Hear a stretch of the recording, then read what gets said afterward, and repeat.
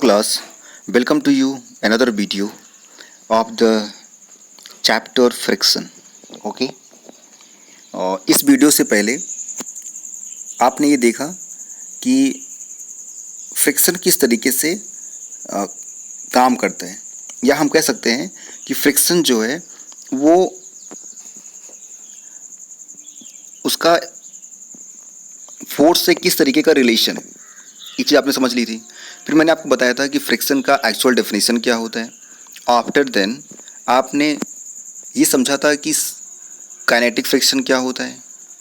आपने काइनेटिक के बाद आपने स्टैटिक फ्रिक्शन देखा था और ये सब आपको समझ में आया था। फिर मैंने आपको बताया था कि फ्रिक्शन को अफेक्ट करने वाले फैक्टर्स कौन कौन से हैं, ऐसे कौन से फैक्टर्स हैं जो फ्रिक्शन को अफेक्ट करते हैं। ठीक है, जहाँ पे आपने देखा था कि सरफेस होता है, आपने देखा था कि इसके बाद मास होता है।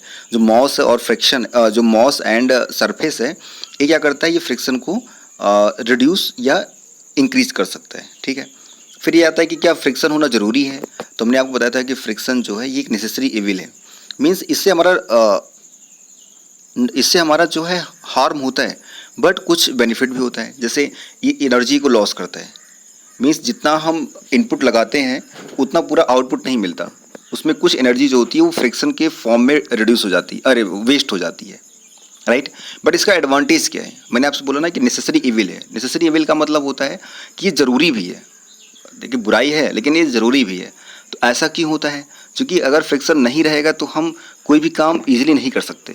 कोई भी टू सरफेस पर है आपस में, उसमें ज़रूर फ्रिक्शन फोर्स काम करता है। बात समझ में आ रही है। इसके बाद ये हुआ कि हमें समझना है, जब ये फ्रिक्शन फोर्स काम कर रहा है तो अगर हम चल रहे हैं, हम कोई चीज़ लिख रहे हैं, कहीं पर हम आराम कर रहे हैं, लेटे हैं किस जगह पे, तो ये सब चीज़ें क्या है, फ्रिक्शनल फोर्स का एग्जांपल है। अगर फ्रिक्शन कम हो जाएगा तो चीज़ क्या होगा, आप कहीं स्लाइड कर रहे हैं और फ्रिक्शन कम हो गया तो क्या हो सकता है, आप गिर सकते हैं। आप चल रहे हैं, ज़्यादा फ्रिक्शन हो गया तब भी आप गिर सकते हैं। या आप अगर चल रहे हैं, फ्रिक्शन कम हो गया तो आप चल ही नहीं पाएंगे। तो चीज़ें ये है कि फ्रिक्शन जो होता है वो एक तरीके से हमारे लिए इम्पॉर्टेंट है, बट उसमें हमारी एनर्जी लॉस होती है। बात समझ में आ रही है। उसके बाद मैंने आपको रोलिंग और स्लाइडिंग फ्रिक्शन के बारे में बताया था। मैंने कहा था कि किसी भी चीज़ को स्लाइड करना वो ज़्यादा टफ है एज़ कम्पेयर टू रोल करना। मीन्स अगर आप किसी चीज़ को आप रोल करके, मतलब घुमा करके अगर ले जा रहे हैं तो वो आसान है कंपेयर टू किसी चीज़ को अगर आप स्लाइड कर रहे हैं, मीन्स खींच रहे हैं। आफ्टर देन हमको समझना है कि फ्लूइड फ्रिक्शन क्या होता है। अभी तक आपने जो चीज़ें पढ़ी थी वो हमने देखा था कि सॉलिड की चीज़ें हैं, वो चलना हो गया, लिखना हो गया, सब चीज़ें क्या सॉलिड है, ये सारे सरफेस कैसे सॉलिड हैं। बट अगर मैं कोई फंक्शन लिक्विड या गैस में करना है, अगर मैं कोई फंक्शन लिक्विड या गैस में करना है तब क्या होगा।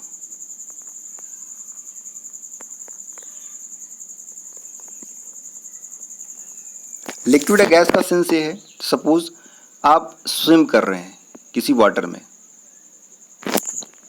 या एरोप्लेन है वो हवा में उड़ रहा है। आप स्विम कर रहे हैं या फिर जो एरोप्लेन है वो क्या हो रहा है, हवा में उड़ रहा है। तो इन सब चीज़ों में भी फ्रिक्शनल फोर्स काम करता है। ओके, बट ये समझना पड़ेगा कि फ्रिक्शनल फोर्स यहाँ पर ज़्यादा काम करता है या कम काम करता है, ये आपको यहाँ पर समझना पड़ेगा।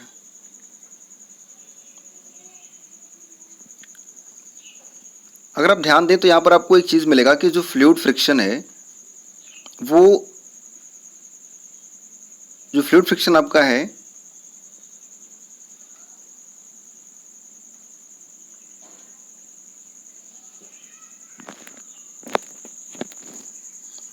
देखिए यहाँ से बता रहा है, you know that air is very light and thin, yet it exerts frictional force on object moving through it. Similarly, water and other liquids exert force of friction when objects move through them.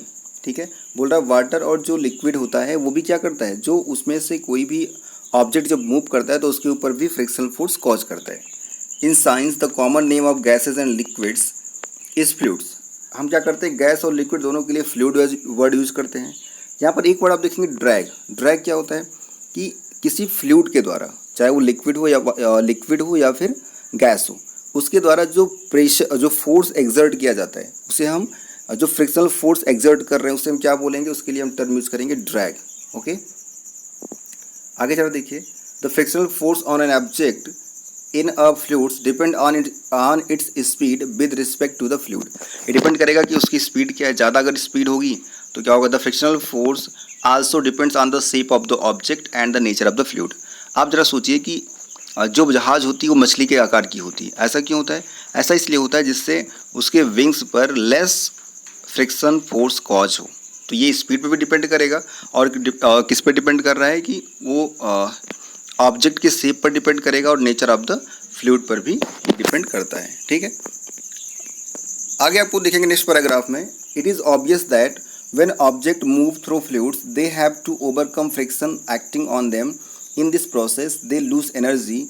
Efforts are therefore made to minimize friction. So objects are given special shapes. Where do you think and scientists get hints for these special shapes? ठीक है, तो इस तरीके से है कि ये जो फ्रिक्शनल फोर्स होता है इसमें क्या होगा, आपकी एनर्जी भी लॉस होती रहती है। ठीक, आपने जैसे बताया जा रहा है कि ऐसा आप देखते हैं कि जनरली कोई भी हम एरोप्लेन देखते हैं, कोई पानी के जहाज़ देखते हैं, तो उसका शेप कुछ डिफरेंट सा होता है।